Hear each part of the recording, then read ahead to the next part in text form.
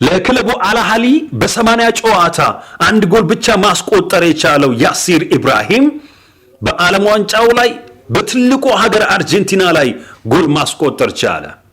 ይህ ተጫዋች ለግብጽ በዚህ አይነት ደረጃ ጎል ያስቆጠረ የመጀመሪያው ተጫዋች በመሆንም ስሙን ማስመዝገብ ችሏል። ያሲር ኢብራሂም በ16 ጥሎ ማለፍ ግብጽ 1-0 መራች።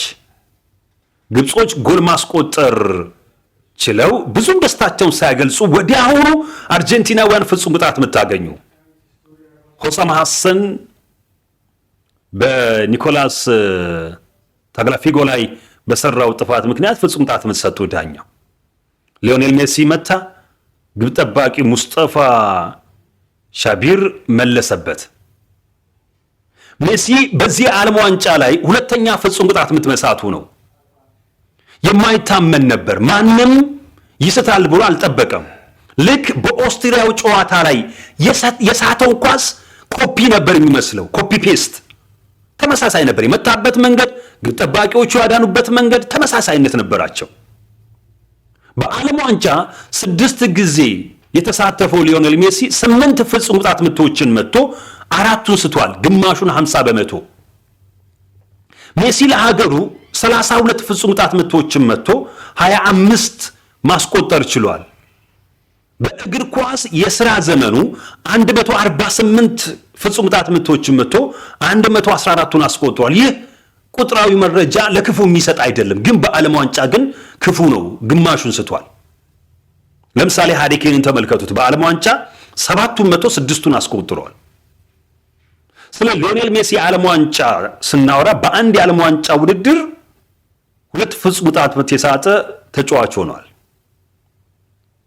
አርጀንቲና በዓለም ዋንጫ ከግብጽ ጋር ያደረገችው ጨዋታ አድማጮች 93ኛ ጨዋታዋ ነው። በዓለም ዋንጫ ከ93ቱ ጨዋታ ሊዮኔል ሜሲ በ31ዱ ጨዋታ ላይ ተሰልፏል። ይህ ማለት 33% የዓለም ዋንጫ የአርጀንቲና ተሳትፎ ላይ ሊዮኔል ሜሲ አለ ማለት ነው። ይሄ ከባድ ቁጥር ነው። 93 ጨዋታ ሀገሩ እሱ 31 ተሰለፈ። ይሄ ማለት 33% የሀገሩ ተሳትፎ ላይ እሱ ሜዳ ገብቶ ተጫውቷል ማለት ነው። ይሄ ትልቅ አፈጻጸም ነው። ግን 2 ፍጹም ቅጣት ምት መሳቱ መጥፎ ቁጥር እንዲሆንበት አድርጓል። ከረፍት በኋላ ግብጾች በጠለቀ ጥንቃቄ መሰረት ባደረገ ጨዋታ አርጀንቲናዎች በማጥቃት ጀምረዋል። ነገር ግን 60ኛው ደቂቃ ግብጾች ጎል አስቆጥረው ነበር። ፈረንሳዊ ዳኛ ለአርጀንቲናውያን ቅጣት ምት ሰጡ። ጨዋታውን ልብ ብላችሁ ካያችሁ አድማጮች እቺ ኳስ በመልሶ ማጥቃት ነበር ሄደችው። በመልሶ ማጥቃት ስትሄድ እዚህ በግብጽ ግብ ክልል አካባቢ ላይ ጥፋት ተሰርቷል ብለው ነው ዳኛው ከዛ ወደ ኋላ መለሱት። ቫርን አይተው ምናምን ምስክርነት የሰጠውትና ጎሉን ይሻሩት። ልክ ጎላ ገብታ ሊዮኔል ሜሲ አጠገባቸው መጥቶ ቫርን ይመልከቱልን ብሎ ዳኛውን ይጠይቃቸዋል። ፍራንሷ ሊቴርሲየር እኒ ፈረንሳዊ ዳኛ የሜሲን ጥያቄ ሰምተው ነው እሳቸው እንትን ያሉት። ቫርን አይተው ጎሏን ይሻሯት። ቢሆንም ግን ከ7 ደቂቃ በኋላ በተመሳሳይ በመልሶ ማጥቃት ግብፃውያን ከኃጢአት የጸዳ ጎል አስቆጥረዋል። ሙስጠፋ ዚኮ ነው በ67ኛው ደቂቃ ጎል ያስቆጠረው። አባት የዚኮ አባት ማለት ነው፣ የሙስጠፋ አባት የቀድሞ የብራዚላዊው ኮከብ ዚኮ አድናቂ ናቸው። ስለዚህ ለልጃቸው ዚኮ ብለው ስም ሰጡት እና ሙስጠፋ ዚኮ ይባላል። ጎል አስቆጠረ። ይኸው የፈጣሪ ነገር ያሉ ይመስላል። ግብፃውያን ደስታቸው የተለየ ነበር። 2-0 ጨዋታው መምራት ቻሉ። ከአሜሪካ አትላንታ የሚጀምረው ግለት ድፍን ግብፃውያን ባሉበት ምድር ላይ ደስታው ከባድ ነበር። አይ አርጀንቲና ዘንድሮስ በቃ ከዚህ በላይ አትሄድም ተብሎ ተደመደመ። ግን ነገሮች ተቀየሩ። አርጀንቲናውያን በክሪስቲያን ሮሜሮ በ79ኛው ደቂቃ ጎል አስቆጠሩ። ሊዮኔል ሜሲ ነበር ለጎሉ መነሻ። እሱ ነበር ኳሱን ፓስ ያደረገው። እዛ ክሪስቲያን ሮሜሮ በግንባሩ ኳስና መረብን ማገናኘት ችሎ ተኝቶ የነበረው የአርጀንቲና ደጋፊ እንዲነቃ አደረገው።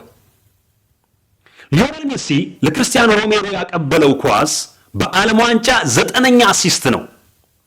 ማንም እንደ ሊዮኔል ሜሲ 9 ኳስ ያቀበለ ተጫዋች የለም። ከአርማንዶ ዲያጎ ማራዶና ሪከርዱን የሰበረው ከሀገሩ ሌጀንድ። ከዛ አርጀንቲናውያን ጥቃታቸውን ቀጠሉ። ሊዮኔል ሜሲ በ83ኛው ደቂቃ ጎል አስቆጠረ። 8ኛ የዓለም ዋንጫ ጎሉን ዘንድሮ በዓለም ዋንጫ ታሪክ 21ኛ ጎል ሆና ተመዘገበችለት።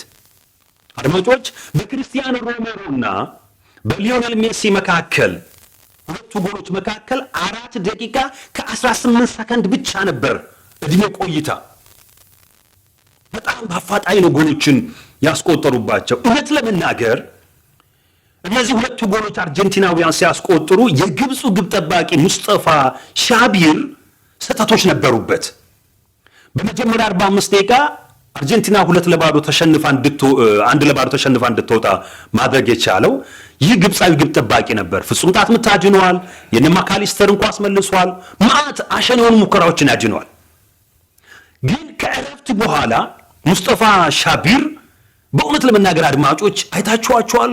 በተለይ የሜሲ ኳስ ሊመለስ የሚችል ነበረ። እንደዚህ በአግባቡ ኳሱን ካለማጽዳት ጋር ተያዙ ነበሩ እና ትንሽ ግብ ጠባቂው ይሄ አብሶሉት የሚባል አለ አይደል? ፍጹም ጥሩ ቢሆን ኖሮ እነዚህን ኳሶች በመለሳቸው ነበር። ከረፍት በፊት ያረግፋቸው የነበሩ አይነት ኳሶች መድገም አለመቻሉ ራሱን የቻለ ክፍተቶች እንደነበሩበት አይተናል። 2-2 ሆነ። እንግዲህ የሚግልና የሚቀዘቅዝ በጣም ልዩነት አለው አይደል? ግብፃውያን አድማጮች ጨዋታውን ማኔጅ ያደረጉበት የተቆጣጠሩበት መንገድ ትክክል አልነበሩ። በጣም ስሜታዊ ሆኑ፣ ይነጫነጫሉ። ሆሳም ሐሰን ቢጫ ካርድ ተመለከቱ። ተጫዋቾች ቢጫ ካርድ አዩ። መሐመድ ሳላ ፍጹም ቅጣት ምት ይገባኝ ነበር ቢያንስ እንኳን ቫር ተመልከቱልኝ ቢላቸው ዳኛው ግንባሪ ምንድን ነው የሚባለው አይደል? የሆነ በቃ እምቢ አሉ። የእነዚህ ነገሮች ድማሮ ነው ግብፃውያኖችን ያነጫነጫቸው የነበረው። በጣም ስሜታዊ ያደረጋቸው 14 ደቂቃ ውስጥ ነው እንግዲህ እነዚህ ሁሉ ጎሎች የተቆጠሩባቸው። ከ79 ደቂቃ ድረስ 2-0 ሲመሩ እንደነበር ተመልክተናል በጨዋታው ላይ። በ90 ሲደመር ሁለተኛው ደቂቃ ሄንዞ ፈርናንዴዝ ሶስተኛውን ጎል በጥሩ የግንባር አጨራረስ አስቆጠረ። ላውታሮ ማርቲኔዝ ነው ኳሱን የሰጠው።